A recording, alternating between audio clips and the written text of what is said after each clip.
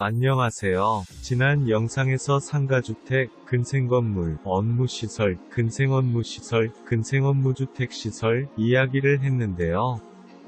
오늘은 마지막으로 원룸 건물 이야기를 해볼게요. 이것은 대개 20에서 50억 원 사이 매물 중에서 고수익을 목표로 나온 물건입니다.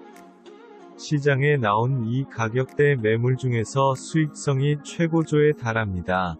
임대 수익률이 대개 5에서 10% 선이며 최상층의 주인 거주용 주택이 있는 경우에는 수익률이 5에서 8% 선으로 나오고 주택이 없는 경우 7에서 10% 선에서 매물이 나옵니다.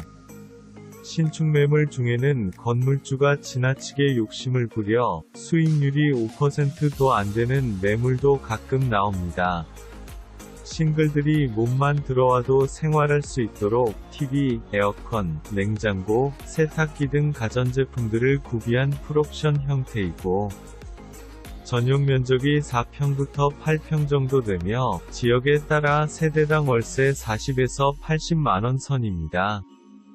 건물주가 직영할 경우 높은 수익률을 기록할 수 있지만 이 경우 소소한 관리 업무로 인해 삶의 질은 낮을 수 있다는 것을 각오해야 합니다. 또한 신축 후 10년 이상 경과하면 풀옵션, 전자제품 교체 비용이 발생되므로 이 시점부터는 매년 수익률에서 1% 정도는 이러한 제품의 교체 충당 비용으로 할애해야 한다는 점도 고려해야 할 것입니다.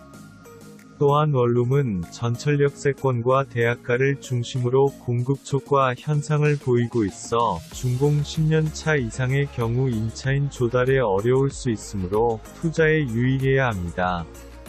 반대로 준공 10년이 다 되어가면 출구 전략을 세워야 할 것입니다. 즉 처분하고 빠져나와야 한다는 말이에요. 고수익을 목표로 매입했다가 나중에 처분하지 못하고 매물단지가 되는 경우가 원룸 밀집 지역에서 종종 볼 수 있습니다. 건축법상 원룸의 정확한 명칭은 근린생활시설의 한 종류인 고시원입니다.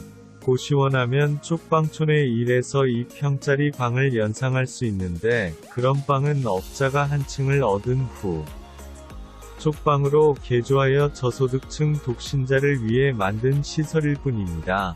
건축법상 고시원은 풀옵션을 갖춘 우리가 아는 바로 그 원룸입니다.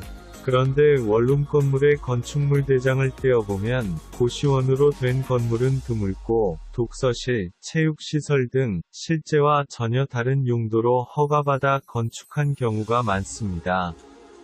이런 경우 나중에 문제가 될 소지가 있으므로 구입 전에 건축사와 상담을 받아야 할 것입니다.